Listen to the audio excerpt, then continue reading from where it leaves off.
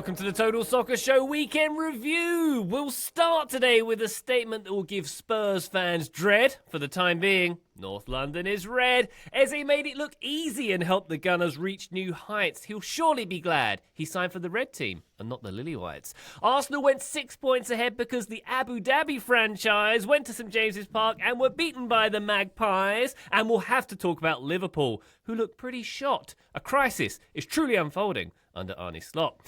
In the Milan Derby, the Rossoneri pulled off a smash-and-grab trick when they got the win over Inter, thanks to Christian Pulisic. Barcelona returned to the Camp Nou, and they went and scored 4, while Real Madrid scored just 2 when they really needed more. And Inter Miami moved along in the MLS Cup race thanks to four unanswered goals, including a Leo Messi brace. Woo! My name's Ryan Bailey. Joining me today, hello, the Taylor Rockwell. How are you? I am well, the Ryan Bailey. How are you? Are you all prepared for Thanksgiving? I know you're doing like all of the different food groups and covering all of the tables, so I have faith in you.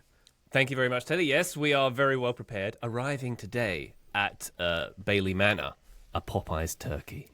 Taylor. I can't believe this is a real thing. Yeah. Wait, it arrives today. Is it? I'm assuming it's already cooked then. Yeah, we just got to thaw that baby out and enjoy it. Wow. From Popeyes. I mean, some people say capitalism has gone too far, but... Not far enough, I say. Yeah. Graham Ruthven, how are you? I'm good, Ryan Bailey. We will not be observing Thanksgiving in the Ruthven household, although if Popeyes delivered turkeys... Actually, I haven't checked. If they do, that could change by Thursday. Let's get our order in. I mean, you could get anything shipped anywhere if the price is right? Get one. That's correct. Yeah. I really enjoyed Graham mid-sentence realizing that there might be the possibility that he could get a deep-fried Popeyes turkey delivered and immediately changed his tune. Like, as he was saying the sentence, switched to like, well, maybe I will. Maybe I'll do that. Okay, Thanksgiving, I'm in. I mean, even if it's not on the menu, this is Scotland. Like, if you've called up a chippy and said, "Could you deep fry like a turkey for me?" They would do it. So maybe Popeyes, in a similar vein, will just do it. Even maybe it's like the most secret of off-menu items here in Scotland. I smell a Patreon video. Yeah. It's basically health food if a nice protein like turkey gets deep fried in Scotland. It's part of their wellness programme. Yeah. Taylor, obviously you are culinarily inclined. Are you prepared for Thanksgiving? I imagine you put on quite a spread. This is the first time we've ever hosted Thanksgiving. I am slightly nervous. More nervous after we did a Friendsgiving in the neighborhood this weekend, and a professional chef lives in our neighborhood and showed me his prep list for his Thanksgiving, and I am not at that level and not nearly as prepared, as he was already combining spice mixtures and doing an herb butter. I was like, yes. There wasn't a Popeyes turkey on there then? I mean, there might be soon for both of us. We'll see how the prep goes. I imagine, Taylor, should my Popeyes turkey experience go well, I'll put something on the Patreon. Patreon.com/Total Soccer Show. It's the best way to support us. We'll get bonus video content, maybe turkey related, maybe not. Bonus episodes of this podcast, including Weekend Review Extra. All the weekend we can't fit in this here episode goes on Weekend Review Extra. Join us there for that one. And perhaps most funnest of all, access to our Discord server. We have a very fun community of our friends in the Discord. Come and join us there. Patreon.com/Total Soccer Show. Please. And a thank you. But let us park Thanksgiving and all other things for the moment, because we're going to talk about the weekend's action. Let's start off in North London. Arsenal 4, Tottenham 1. A statement performance from the Gunners here. Eberechi Eze with a hat-trick. Leandro Trossard opening the scoring for the Gunners. Richarlison with a decent consolation. We can give Spurs that at the very least. But this one putting Arsenal 6 points clear at the top after Manchester City's defeat as well. Graham, I think we've said before on this feed that this is Arsenal's title to lose now. Did this reinforce that notion? Yes, absolutely. This game was a complete beatdown that I think really showed how far ahead of Spurs Arsenal are right now. And to your point, Ryan, also potentially how far ahead of everyone Arsenal are right now, because I think it's getting to the point already. Obviously, we're still early in the season, but I cast my mind back to last season with Liverpool, with the question, they start off really fast, Liverpool, and the question was, can Liverpool win the title? And then around about this time, it became, when are Liverpool going to win the title? By how much are Liverpool going to win the title?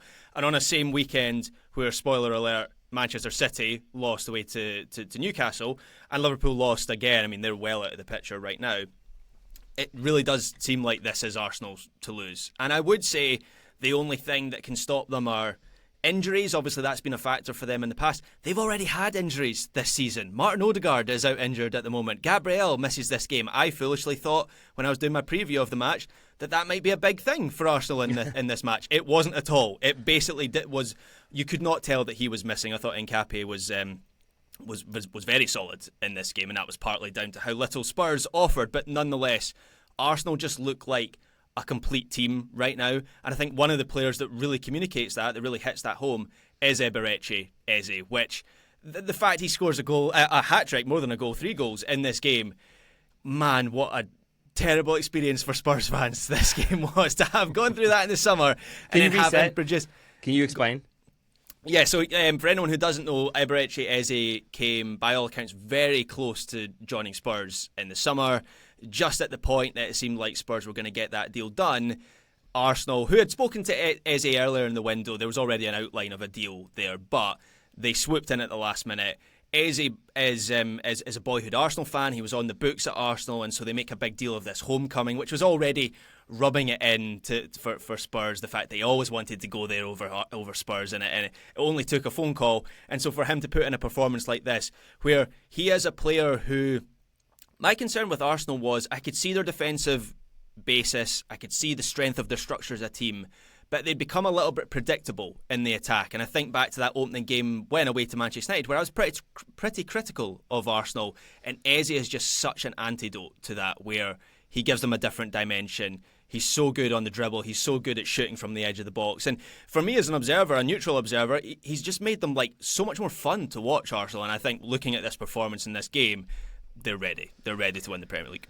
Yeah, so Arsenal are doing a Liverpool from last season, Liverpool are doing a City from last season, and Spurs are still Spurs? Is that about it? Right, yeah. All right. But for Eze... who got relegated bottom line? They're doing a Southampton.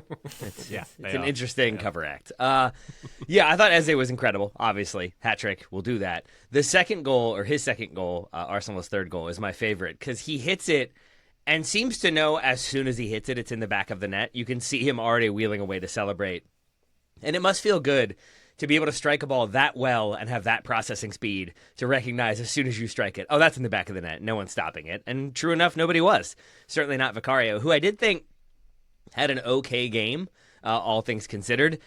He doesn't cover himself in glory necessarily, but I felt like he does make some saves and does make some plays that kept this from being even worse than it was for Tottenham.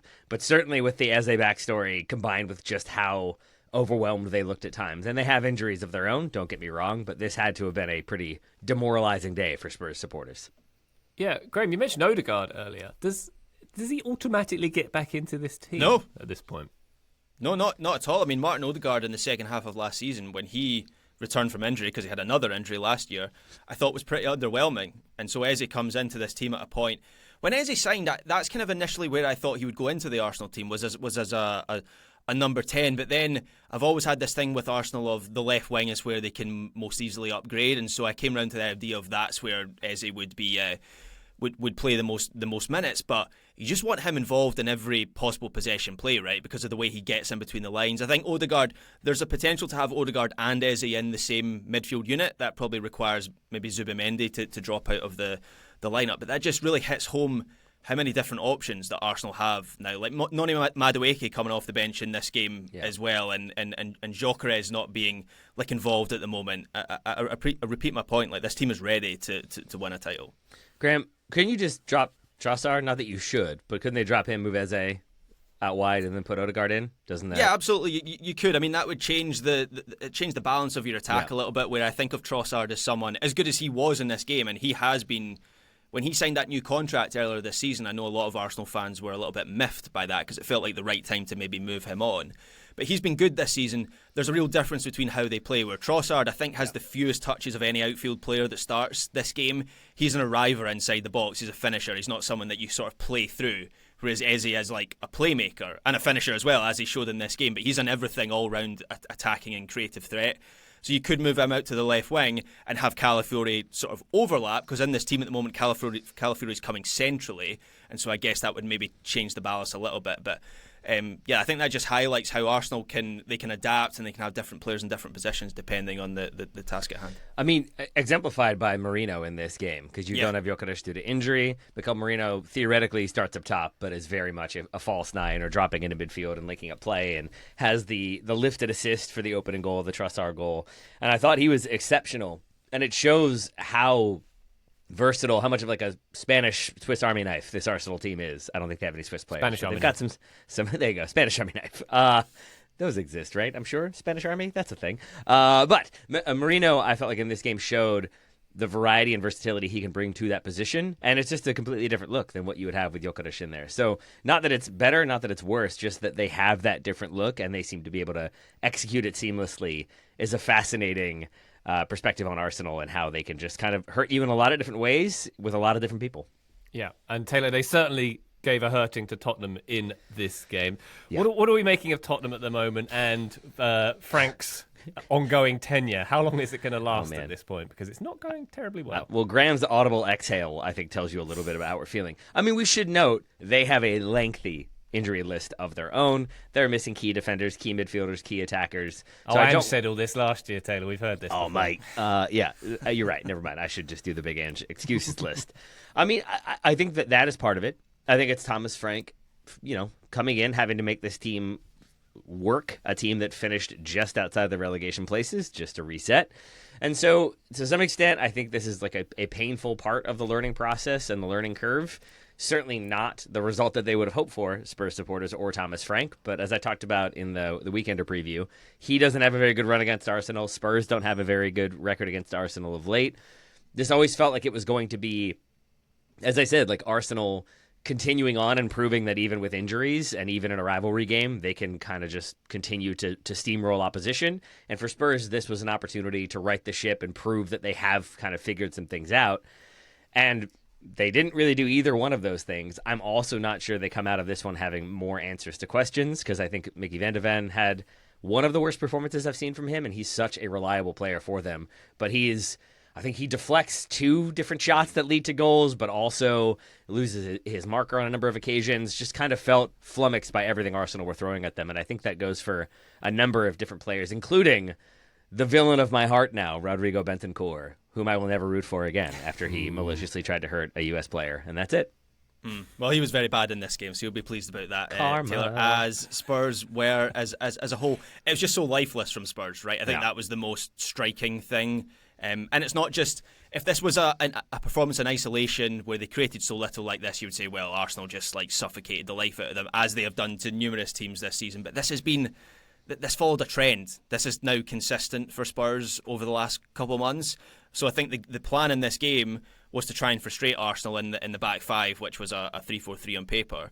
And I guess the idea was then to have like coverage across the pitch, so Arsenal would struggle to like build rhythm through the middle, but then they'd also be able to double up on Saka, in particular on the right side, but Trossard on the left side. And actually, for the first phase of the game, in that sense, it was quite successful, because it was a pretty insipid game up until the first goal. I was kind of drifting in and out of it, to be honest, and Spurs were clogging things up, and there wasn't a whole lot of speed to the match. The problem was, as soon as that first goal goes in, Spurs had no plan B. Yeah. They didn't react at all. They were just inviting more pressure on top of themselves, and they just had no idea how to score a goal beyond lump it in from 40 yards, as Richarlison did. So their XG in this match was 0.07, which is the second lowest XG for a team in a Premier League match this season. The lowest also belongs to Spurs. It was in that defeat to Chelsea where they were booed off last month, where their XG in that game was 0.01. So I think this is a challenge for Thomas Frank. Yes, Taylor, you're right, they do have injuries. I think not having Maddison and Kulusevski in particular is a huge blow. I'm also a fan of Dominic Solanke. I think it's underrated how much he brings as like an all-round centre-forward. So having those three players back would make a big difference in itself. But I think it's a challenge for Frank because he's not used to the pressure of being the manager of a team that is expected to impose their game on an opposition team like Arsenal. Like if this is Brentford, if this is a Thomas Frank's Brentford team, and look, they became quite effective at giving larger teams like a bloody nose. But if this is the way it goes for Brentford, nobody really raises an eyebrow, oh well, it's Brentford, this is what else can you expect them to do? The expectations are different for Spurs, and so I think he's struggling to square that circle at the moment. The other aspect I thought was really interesting about this game, like if you go back, and this is an outdated view of Arsenal, but I feel like there was a time when Arsenal had this image of a team that plays beautiful technical football, free flowing, lots of passing. There's that one touch goal, like when Giroud is still in the team, and it's kind of the epitome of Arsenal goals. But there's at the same time a feeling that they're great and they can play beautiful technical football. Punch them in the nose and they will fall apart. And in this game, Spurs I think tried to do that. They tried to kind of out physical them, out muscle them, out dark arts them on occasion, and it really didn't work. And it ends with like Declan Rice. I forget who it was who he knocked to the ground and then stepped over them and yelled at them at the very end of the game, and it led to that kind of scrum scrap. But even in the lead up to the first goal, when Merino plays the ball over the top for Trossard, Richarlison comes through and clears him out after the ball is gone, but it's just close enough that it looks like a good faith challenge, and it's obviously not.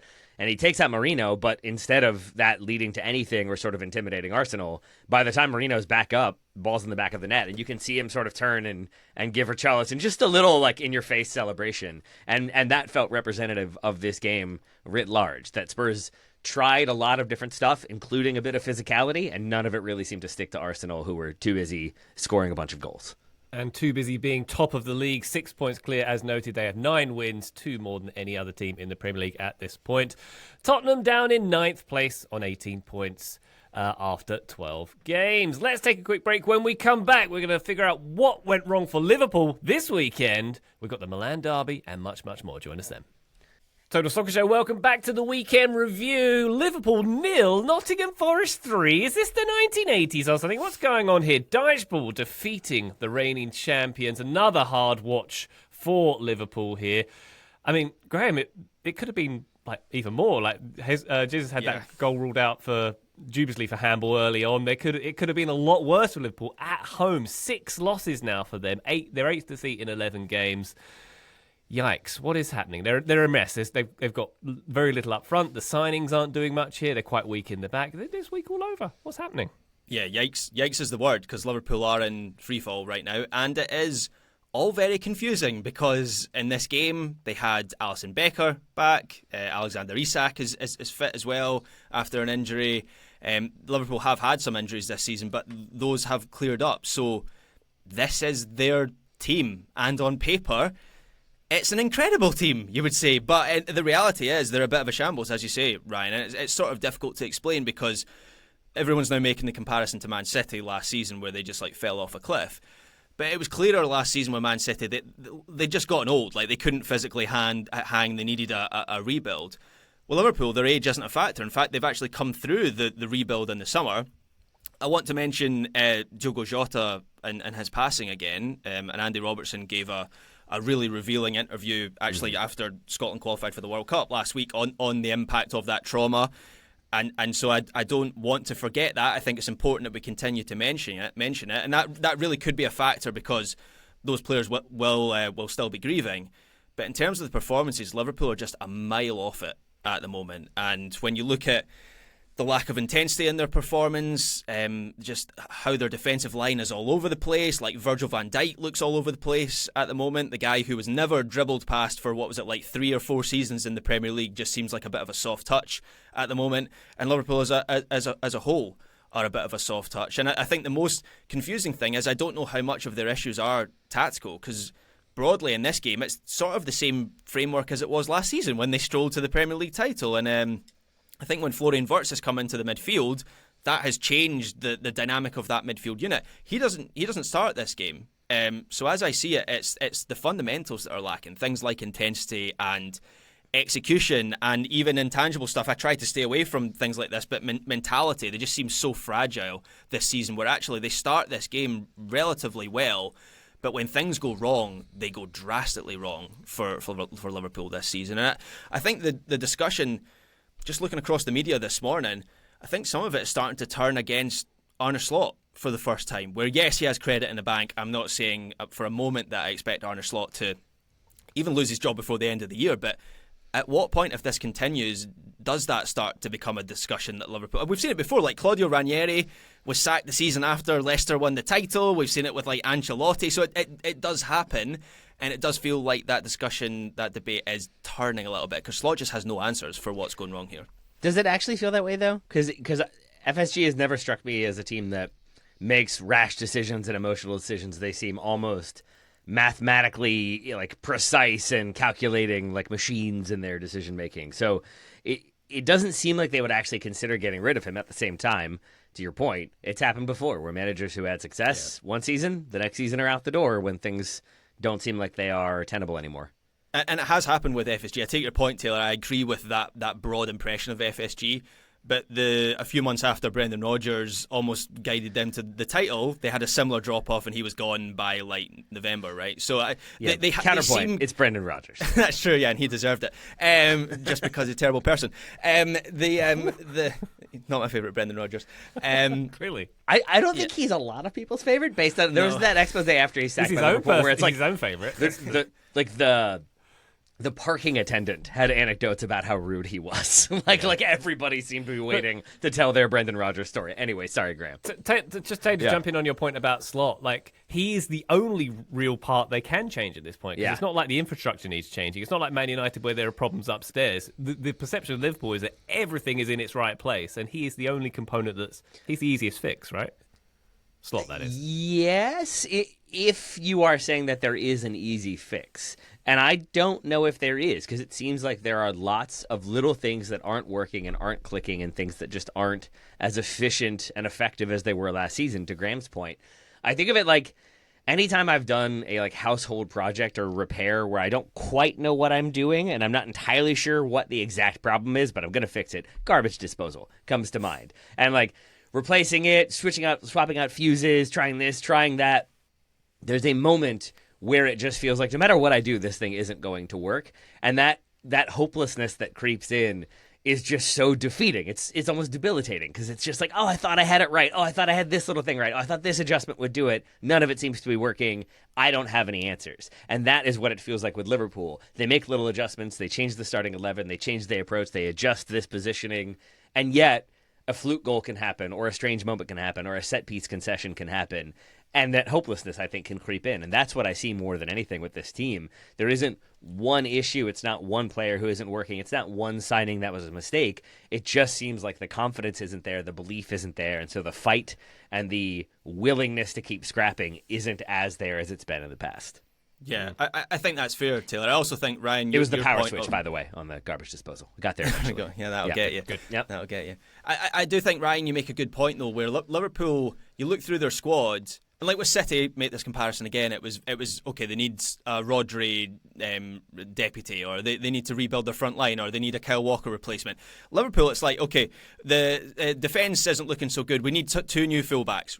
Well, they've just spent 80, 90 million on two new fullbacks in the summer. Forward line isn't quite clicking. We need some new forwards. You've just spent £250 million on three of the best forwards in Europe. Okay, the midfield's not really protecting things. Last season, the midfield was the key to Liverpool's success. So it feels like they have got the complete team and the complete squad, but on the pitch, they're a mess. That's what's so confusing about it. I mean, to steal a point that you have made time and time again, though, Graham, yes, they went out and signed two fullbacks, but one of them, I feel like, is a fullback in the sense that Transfermarkt lists him as a fullback, but not so much. And that just feels like it was always going to be a question as to, is he going to do what you need him to do? Because he's not going to do what Trent did, and Frimpong's going to do his own thing and be a very effective player if you use him in the way that he was used at Leverkusen, and they're not, so he's not. So it's a strange one where they do make those signings and they have spent that money to bring in that personnel,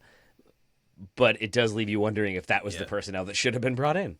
Yeah, what's going to be really interesting is when Salah goes away to the Africa Cup of Nations, do Liverpool improve? Which is not a point, and I don't mean that this is all down to Mohamed Salah. He's been poor this season, but I think back to the Frankfurt game that they played away in the Champions League, which was probably their best performance of the entire season. And Salah sits that game out, and Slot moves to this back three with wing backs. They've got the wing backs, like Kerkez and Frimpong would play those positions. Even if it's Soboslai as the right wing back, I think that could work. You give a little bit extra protection to Kanate and Van Dijk with someone like Joe Gomez. You can have Ekitike and Isak as a front two. You can have Wirtz as like a floating central midfielder. I think in theory that could all work. And actually more than in theory, we've seen it in reality in that Frankfurt game work. So that will be something to keep an eye on. As do they improve when Salah leaves for a Graham, month? if they do, is it going to be an awkward thing for Liverpool? Like, no, stay. We know Egypt's been knocked out, but it's really important that you Have a stay holiday. as a representative. Just, hang out, take your time. You drive back, walk back, whatever you want to do. Just take your time. It'll be fine. It's quite a drive. Yeah. Let's think about that one. Parasail back. All right. Well, Liverpool very much in trouble in the bottom half. They're in 11th spot at the moment. Graham, should we take a quick minute to look at what happened to Man City this weekend as well? Newcastle must be very happy, by the way. The performance of Alexander Isak on this weekend and all others, and getting another big victory at St James's, a 2-1 win over Manchester City. Harvey Barnes with the brace, inspiring. Memorable Magpies win here, and a big response from Newcastle as well. It was the loss to Brentford before the international break as well, wasn't it? So they've done very, very well here, and well done to them. Yeah, I said on last week's Weekender that I thought this game had banger potential, and I thought it sort of lived up to that, because even the first half, which did finish goalless, had an XG of 2.6, which was the highest XG of any goalless half in the Premier League this season. Loads of big chances for both teams. It was physical, it was played at a good pace, and then it was decided in the space of 7 minutes in the second half when all 3 goals were scored. And I thought, look, on another day, this game goes a different way for Man City. They convert one of those chances in the first half.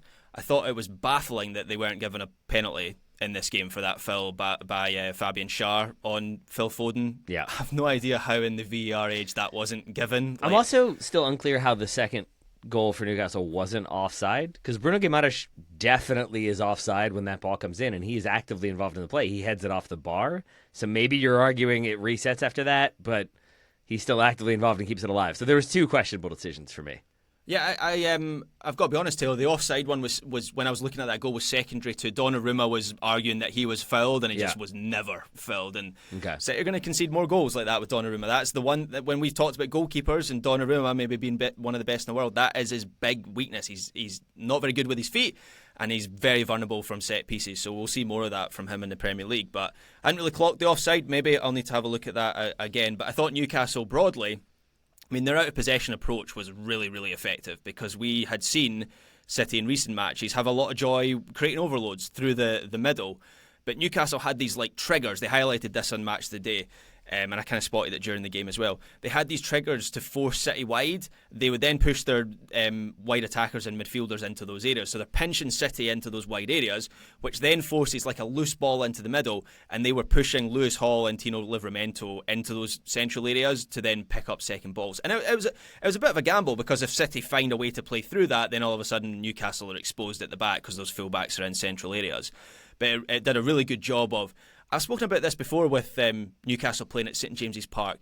There's something about that experience that can just be overwhelming for basically any team. We've seen it with PSG going there and being absolutely smashed. We've seen it with other top Premier League teams going there, and I think Man City ended up in that cycle again here, where they were mainly just kind of outfought. And I was pleased to see Harvey Barnes score a brace, a few more performances like that one, and he'll earn himself that seat on the Scotland plane next summer. Come on, Harvey, come on over. We're waiting for you. He hasn't earned it yet? Oh, no, he absolutely has. What does he have to do? Yeah. I thought this game was a very fun game to watch, certainly. I thought it was very interesting from a Newcastle perspective for the fight back, and the fact that when Ruben Dias equalizes, it feels for all the world like, okay, Newcastle gonna try to hold on, gonna try to see this game out and get that point, so that they then 2 minutes later go and get the winner. That felt to me like a sign that they could go at City. They basically weren't intimidated by them, and they kind of went after them, highlighted some of their inefficiencies, and capitalized accordingly. And those inefficiencies were really glaring. Phil Foden especially, a player that I was excited about coming into this season for him having a renaissance and a resurgence. And he's been very good for City. But in this game, he was the opposite of that. He has 2 very bad misses. The one in the 42nd minute, I know we try not to do the should have done better there thing, but that is a chance that we have seen him bury 9 times out of 10, 9.5 times out of 10. I don't know. But in this one, it's a great sequence. It's a great couple little intricate passes. It finds him back in space on the cutback for the tap in, and instead he just skies it. And there was an inefficiency about Manchester City that I thought was really telling, combined with a ruthlessness and aggression from Newcastle that I think really benefited them in this performance. Yeah, and Pep let a cameraman know about it at the end of the game, of course. Have you seen this? No. So, did you see his conversation with Bruno Guimaraes right at the end? He did the whole Nathan Redmond thing with Of the arm course. round Yeah. Guimaraes, very heated, and then decided to take the headphones off a cameraman and like shout in his face as well. So he's Weird. like, I'd call him a bad loser, Pep, and he is, but also like just a weird loser. Like, just does weird things when the game's not Pep's a going weird his way. loser. Got it. Yeah, let's And get a that. weird winner as well, actually. To be fair, just a weird guy. That's what makes him so good. Okay, Newcastle 2, Man City 1. Man City with 4 losses on the season now already, and Newcastle down in 14th place. But hey, a great result for them here. Let's take one more quick break. When we come back, we're going to go around the continent, including the Derby della Madonnina. We're going to go to the Liga. We've got the NWSL Championship. So much to talk about. Join us then. Total Soccer Show, welcome back to the Weekend Review. If you want to hear about the rest of the Premier League games, by the way, Weekend Review Extra is where you'll need to head. Patreon.com/Total Soccer Show. Join us there for more chat. But we're going to move on to Serie A and the Derby della Madonnina. Inter 0, Milan 1. Christian Pulisic, the LeBron James of soccer himself, with the goal, winning it for the Rossoneri. We had Çalhanoğlu with a penalty that was saved by Mike Maignan as well. Mike Maignan playing out of his skin in this game. I don't actually understand how that was a penalty, by the way. Pavlovic stepping on Thuram's foot after he got his cross away. Maybe we can talk about Because slow-mo. That's why.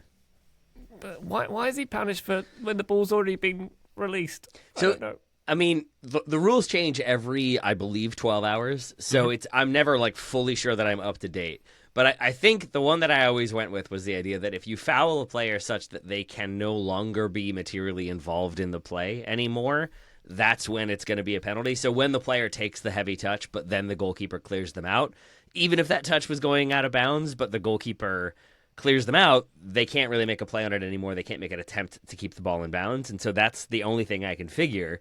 To your point, though, Ryan, like the ball's gone at that point. So maybe it's an afters thing, but it didn't feel like it was that far gone that it should have been a penalty. But I guess ball don't lie in the end is what truly matters. Isn't it funny how that talking point, if that's outside the box, it's almost like the opposite applies. Yeah. Where you'll see a foul given, and it's like the ball was already gone, and it's like that's why it's given. It was like a late tackle. So it's weird. There's different rules for in and outside the box, I think. I suppose so. But justice was done. Çalhanoğlu, who had scored 27 out of 28 penalties before Sunday, had his penalty saved as well. Graham, is it fair to say that the best team didn't win in this game? Yeah, it's confusing, isn't it? I mean, first of all, it's a huge result for Milan that I think if you take a big picture look at things, really validates their improvement so far this season. But Inter, yeah, they had their chances, certainly had the higher XG, they had a penalty saved, they hit the woodwork, I think, twice in this game. So on another day, they don't just take something from this game, they win it. So I want to acknowledge that, because it's not like AC Milan were even the better team in this game. But I will say they had a game plan, and they executed it well enough to give themselves a chance. And one way or another, they took it. And certainly from an attacking point of view, it was prime Allegri ball from Milan, where at the back they wanted to limit Inter as an attacking threat. I thought they did that relatively well by basically clogging the box and making it difficult for Inter to kind of like play through the middle. Yes, Mike Maignan comes up big, and I think it was telling that the Milan players at full time, they all do one thing, they run to Mike Maignan, who had basically won the game for them. But I thought there was decent clarity in the attack because of that system where they have, Pulisic and Rafael Leao as the split strikers, and that was designed to get Milan up the pitch quickly. And it's a situation like that leads to the winning goal. Like, I think that was a designed play from Milan, where you have Fofana as the valve in the middle, beats the little bit of pressure, gets turned, and then Salamakers is making that like lung busting run down the right side. I thought Jan Sommer might have done better with the save, but Christian Pulisic is up there as a body following it in. So from that point of view, Allegri will feel that, as I say, it was a designed winning goal and a huge result for them in the context of their season. Yeah. Taylor, be honest, did you have fun watching this game? No, sure didn't. Really wanted to. Was really up for it. Was really excited for it. Was trying to get myself really excited for it. Let me rephrase that. But I do think there's going to be a lot of like stereotypical thoughts on this segment, I think, for me, so I apologize in advance. But we try really hard to not buy into the stereotype narratives and, Serie A is going to be boring and it's two big clubs, so it's going to be 0-0. And it wasn't, so there's that. But yeah, no, it felt like two teams that know each other really well, know how the other one wants to play, have a very clear idea of how they want to play, but also are so risk averse that they are going to keep things safe and cautious to the point where it never feels like it's kicking into that frenetic back and forth gear. You'll have moments of that. You'll have individual incidents of that, but you never really have sustained periods of time because I think neither one of these managers is like comfortable not having control. But as a result, it leads to a very static game where individual mistakes do then matter, and that's kind of how this goal comes to be. A loss of possession in the middle, a high line at the same time. You're going to counter, you're going to get broken, and that's exactly what happens to Inter. But no, in the end, I'm happy Pulisic scores. There are some interesting moments. I thought Mike Mignon especially had an excellent game, including that penalty save where he absolutely baits Çalhanoğlu into going the way he does and then makes the save. But overall, this was not my favorite game of the weekend. Unless it's Juve Inter, which the last couple of seasons have been absolute bangers, there is a bit of an established trend in Serie A at the moment with the big games. I thought just to look at Inter Milan in the second half, the changes that Christian Kivu made were erratic and didn't make a whole lot of sense. So Martinez, Çalhanoğlu, Barella all come off when Inter are losing this game and chasing a goal. The players that come on are like Esposito and Juve. It just felt like those aren't proven difference makers. I understand changing things up a little bit, but it just felt like throwing stuff at the wall to see if anything stuck, and ultimately it didn't for Inter. So I think Kivu's still to prove that he can impose his own ideas and his own methods on this team. It still very much feels like he's just rolling the Simone Inzaghi tape again for another season, and of course a team that was already old is another season older, and so maybe we saw that in this game where just in terms of their intensity they weren't really able to take it to Milan for the full 90 minutes. Throwing stuff at the wall, Graham, throwing spaghetti at the wall was right there for you and you didn't take it. I'm disappointed.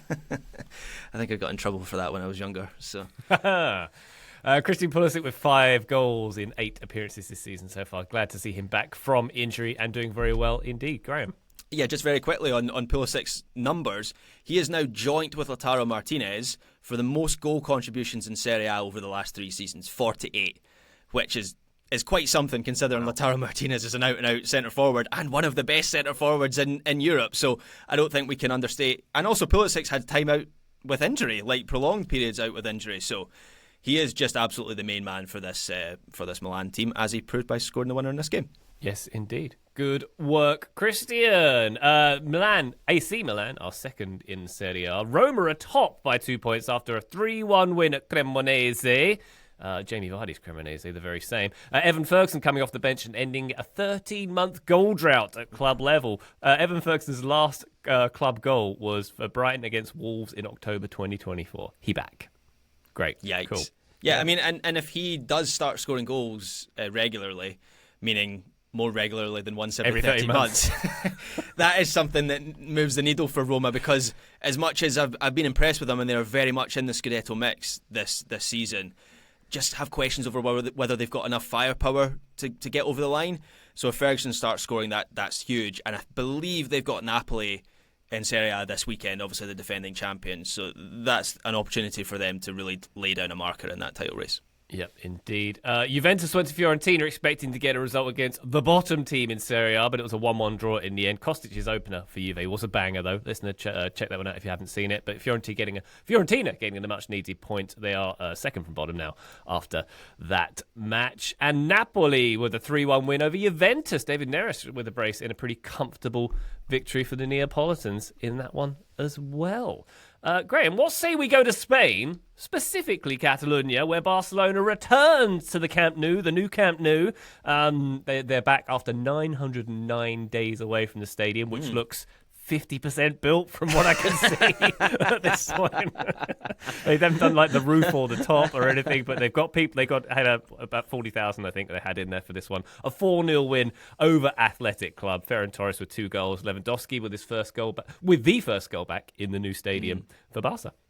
Yeah, I mean, it is concerning how much of a building site it still looks, where I think only half the stadium has a safety certificate.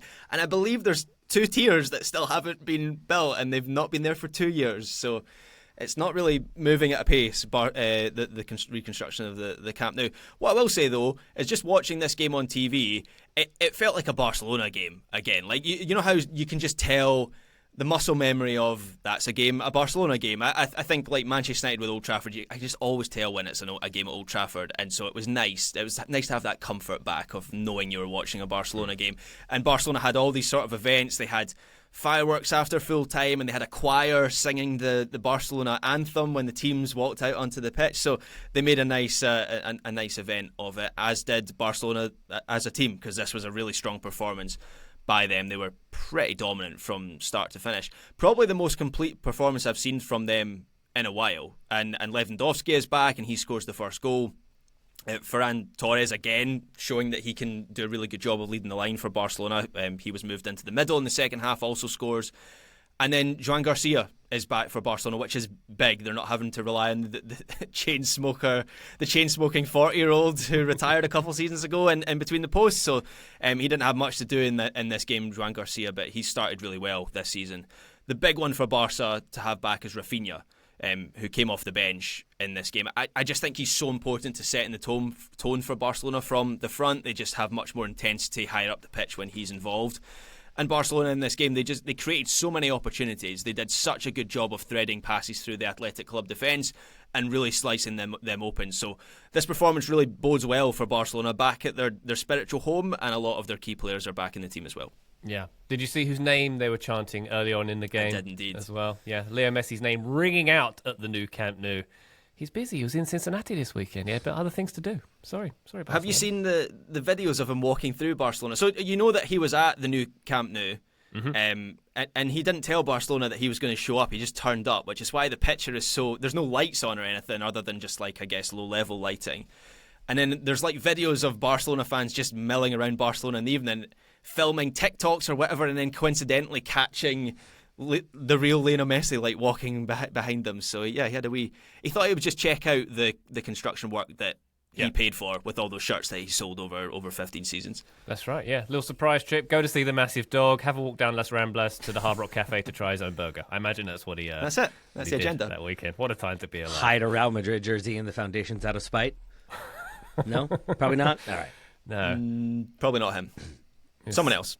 Yeah, you guys had enough money to build this, but not enough to keep me, huh? Interesting. Interesting. Elche, interesting, with a 2-2 draw with Real Madrid as well this weekend. Real Madrid twice coming back. Our Lord and Saviour Jude Bellingham scoring the late equaliser to rescue a point for Los Blancos. Graham, did we catch any of this one? Yeah, I did watch this game on Sunday evening. 3 games in a row that Real Madrid have now failed to win. I think the narrative is starting to shift around this team, where until now or until this weekend the narrative was around the process under Alonso, and now it feels like there's some real questioning of whether this is a process at all, because Real Madrid have been really disappointing this season. With the exception of the Clásico, I can't really remember them playing well for more than about 20 minutes in a game, and this was a game that reflected everything that they're struggling with at the moment. They made so many mistakes, repeatedly gave the ball away inside their own half. They were so open in defensive transition as well. Even in possession phases, Elche just found it so easy to play through them.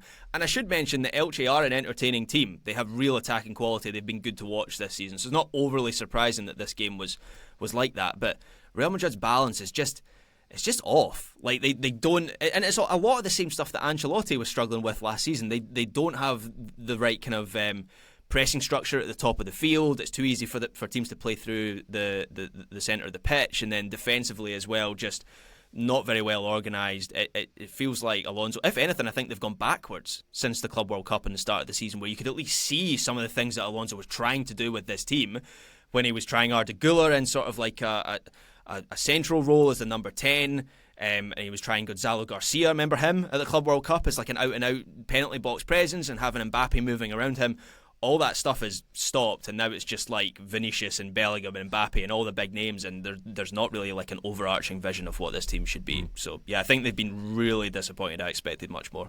They have indeed. And to answer your question, Graham, no, I don't remember the Club World Cup. To the Bundesliga. Bayern Munich were 2-0 down to Freiburg at home after 17 minutes. Then they said, hold my Stein, and scored 6 goals, Taylor. That was quite good. Michael Olise scoring twice and setting up 3 more. Quite a good day for him. Yeah, no, they're just handicapping now. It's like, all right, we'll give you 2 goals, and then we'll see if we can beat you. And it turns out they can. Michael Olise with another incredible performance. Bayern with another really strong performance. Is it crazy that we haven't really had to roll back saying that Bayern would win it after like 2 games, maybe even the first weekend? No, it was 1 game in. Yeah, and we got a little pushback on the Discord. I'm assuming we got some pushback on YouTube. Graham, you are the arbiter of those comments, and I avoid them as much as I possibly can. But generally speaking, it feels like there was some pushback, and then things kind of went quiet, because it does seem like Bayern are going to win this one at a stroll, even having dropped points with that draw. Still just the very dominant team. And then you combine that with the rest of the pack. I think it's kind of Bayern, then it's, you can't see my hand, Bayern, then it's Leipzig and Leverkusen, and then there's another pack behind them of like Dortmund, Stuttgart, Eintracht, maybe Hoffenheim in there as well.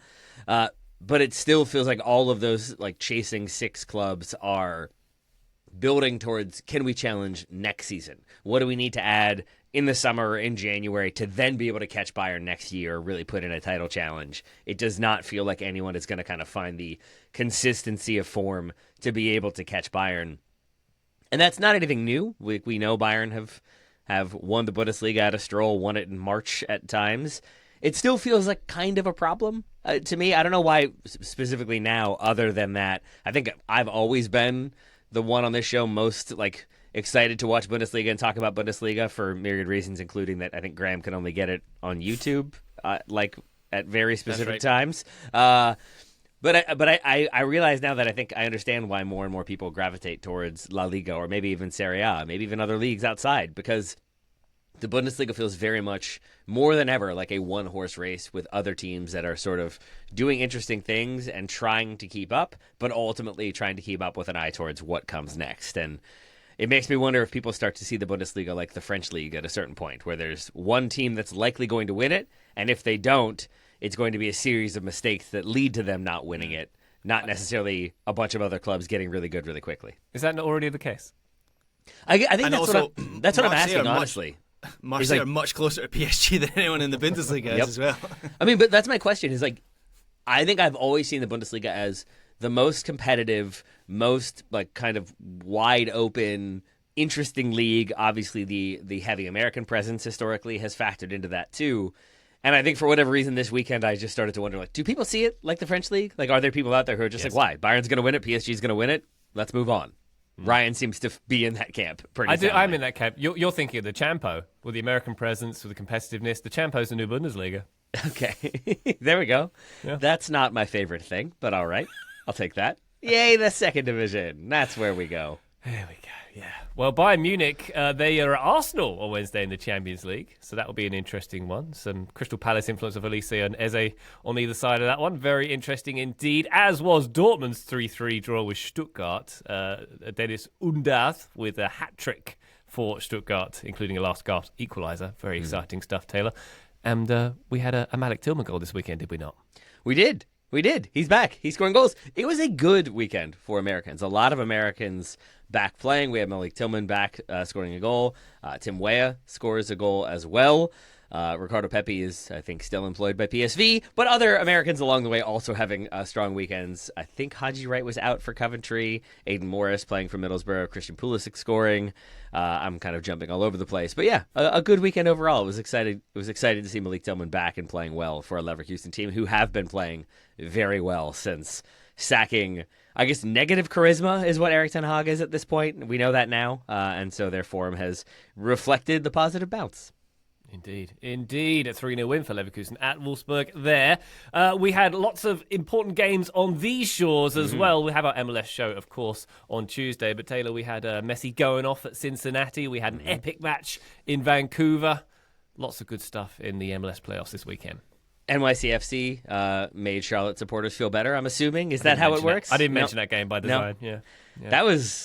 That was a fascinating one, and I think will be an interesting one to discuss with Joe and Jeff on tomorrow's show, because we debated previously, can Red Bull football be successful in the playoffs and in playoff format? And maybe we have another answer, because Philly looked really surprised to be 1-0 down and also looked pretty panicked in their game, which they ultimately lose.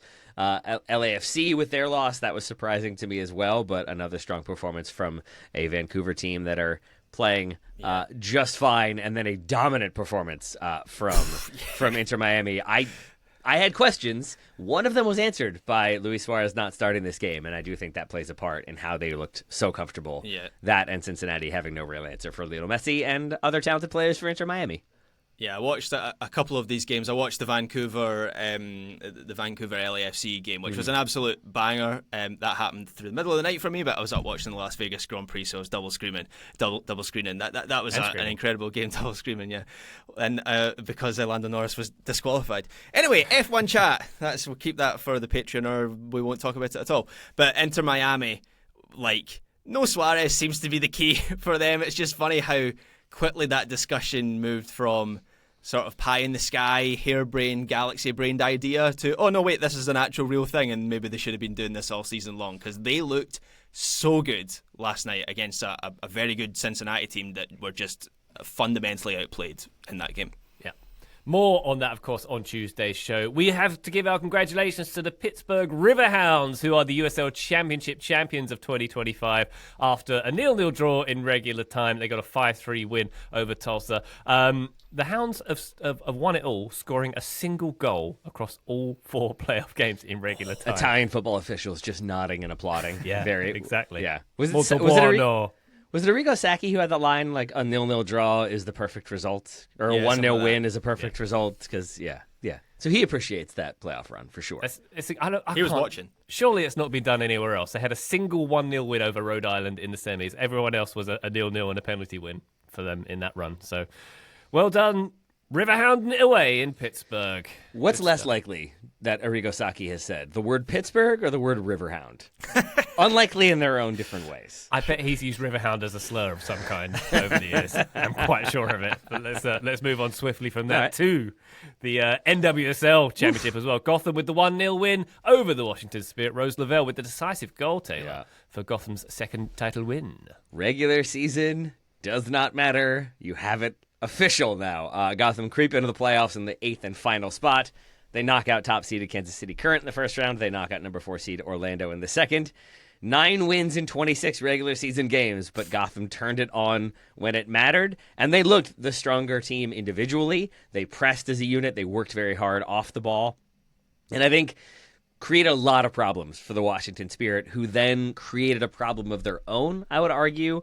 You do have to ask questions of Adrian Gonzalez, the Spirit head coach, because Hal Hirschfeld, who's critical to the way the Spirit want to defend and transition to attack, playing kind of as the deepest point in midfield, goes out with injury, is off for a few minutes, and then comes back on. But normally when you have the player come back on from injury, like maybe they've gotten some treatment, they've gotten the brace, they look kind of steely and ready to go. She seemed to be actively crying as if in that amount of pain or aware of how bad the injury was, but gets the kind of compression sleeve, comes back on, tries to play, and really does not look mobile, really does not look comfortable, and ultimately plays a role in the goal. Not the role, but a role in conceding the goal, because she is kind of tracking back. I think she's unaware that Rose Lavelle is wide open at the back post. Not that it's necessarily her player that should be tracked, but I think if you are in that position and you are defensively scanning and screening, you kind of got to pick up that player is wide open at the back post, and it might be a problem. She doesn't, but then she's also, Hirschfeld, not able to really make a play on the ball because her mobility is so limited. And I think there's a reality in which if she's fully fit, or there's a substitution made and there's a player in there who is fully fit, they might have been able to get a foot on it. They might have been able to just poke that ball away. Instead, it finds Rose Lavelle, who buries it with a great goal. She looked very good. Jaden Shaw was excellent in this game. She was very smart, but then also definitely not afraid of a scrap. She goes into a few different challenges and comes away victorious when I did not think she would, and just does not seem to back down from a challenge, but then also reads the game really well, finds space really well, operates within small pockets really well. I thought she was really impressive, and Gotham on the whole, very impressive in this win. Indeed. Congratulations, Gotham. Batman commends you. That is it for the Weekend Review. Weekend Review Extras, where you'll find the rest of the Premier League and anything else we want to squeeze in to that episode. Patreon.com/Total Soccer Show. But for now, Taylor Rockwell, thank you very much for your analyses as always, sir. My pleasure, my friend. Thank you. The Graham Ruthven, thank you very much. Thank you, the Ryan Bailey. And the listener, thank you very much for joining us on this one. We'll be back on the feed very soon indeed. But for now, bye.